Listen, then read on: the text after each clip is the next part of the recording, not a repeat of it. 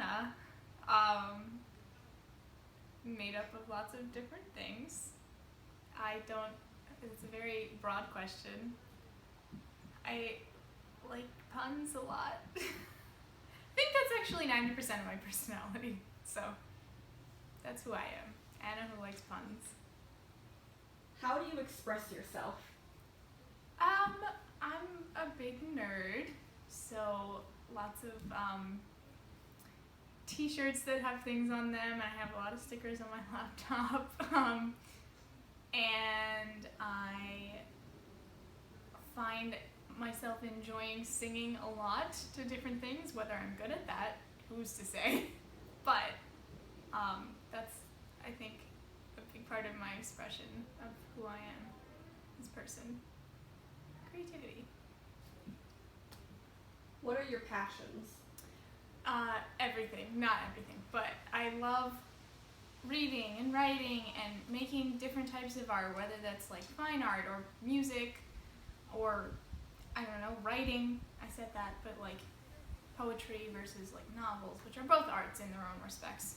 And I love school, which again is, I'm a nerd. So I enjoy going to class and I enjoy reading academic things. I got really excited when I got a math textbook in the mail, so there's that. And I really enjoy being active too, which is kind of surprising, but we went water skiing the other day, and like that's so fun and it's so physically exhausting, but it's worth it.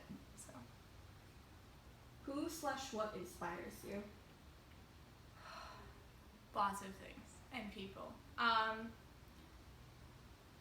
On a personal level, like my grandmother, my mom, my dad, also like teachers have always been a big point of inspiration for me in that like they're dedicating their lives to help other people learn, and that's something that I think is a very worthy cause. So I guess celebrities and those sort of people, Kate McKinnon a little, love her, she's hilarious. Dodie Clark, I just think is such an honest person, and I think her music reflects her life very much, and I am happy that she is someone who expresses herself through that online, and music is a big inspiration.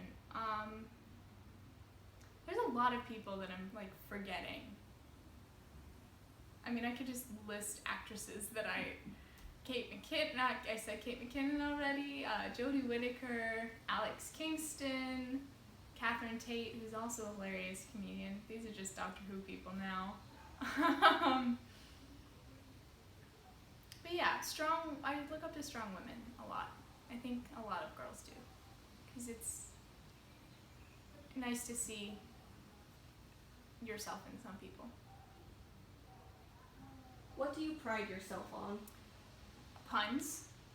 I mean, it's also my biggest shame, but like, hey, they're great. I pride myself on my dress sense. I like the fashion I've found, and I also pride myself on being an honest person and bringing kindness to everything, because I think the world is mean enough, so why not just make it a little kinder? Is there anything you regret not doing? Yes, one very specific thing.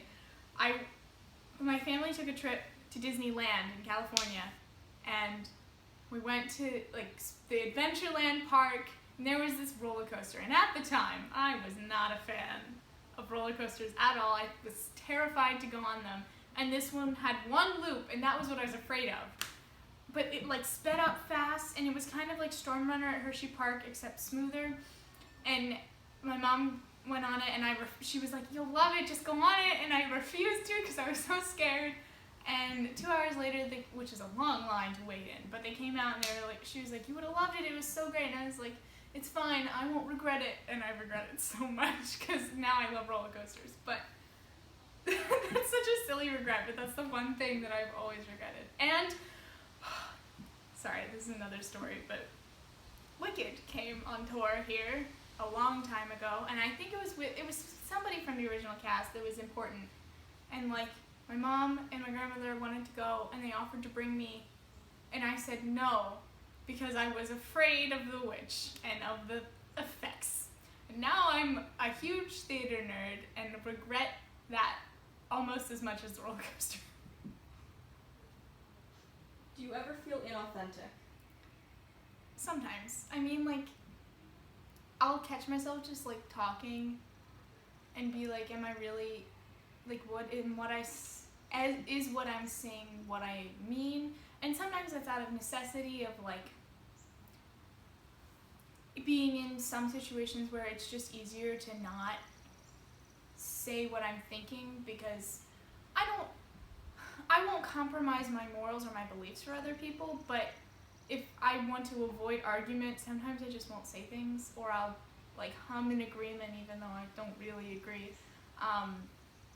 to save myself having a very blown out argument or completely destroying relationships, which this is not often, but like in those moments I feel I question my own authenticity and my own advice to other people, which is like, say what you think, don't compromise what you think because you think you need to hang out with a certain type of people. Anyway, so that's when I feel inauthentic. Do you acknowledge your flaws or try to ignore them? I try to acknowledge them as best I can because I want to be the best person that I can be. So often I'll ask like friends if like something is bothering them about what I'm doing, or if I can do anything better or different that'll help them understand me more. That's something my teacher will say sometimes. But I try and acknowledge my flaws to the best of my ability. And if someone, I've always lived by the philosophy that like I'm gonna be me, and if someone has a problem with that, then they need to come talk to me and tell me, because I can't do anything if no one says anything. So anyway. In Hamilton, Alexander Hamilton asks Aaron Burr, if you stand for nothing, what will you fall for? What is something you would fall for? Don't know how to phrase this, but I've done a lot of research into like women and girls especially in other countries besides the United States, but even here, who are constantly like in danger because of who they are. Being a woman just in some countries is dangerous. That is, you were born and you already have a target on your back. And there's a lot of sexual slavery, and Half the Sky is a great book that everyone who follows you, Emily, should read, and we had to read it for school, but there's just a lot of issues and problems that don't get talked about enough because there's a wave of feminism that is like, feminism is great, I'm a feminist, but to ignore those other struggles to focus on first world struggles, and then there's the backlash against that's like, oh, women are equal, which that's another conversation. But why do you need feminism now? And to those people, I would just point out, look at every country in the world and look at young girls who are being taken from their families and used and abused in ways that are inhuman, and that is a cause that I would absolutely die for, to promote and make people aware of, because it's very important.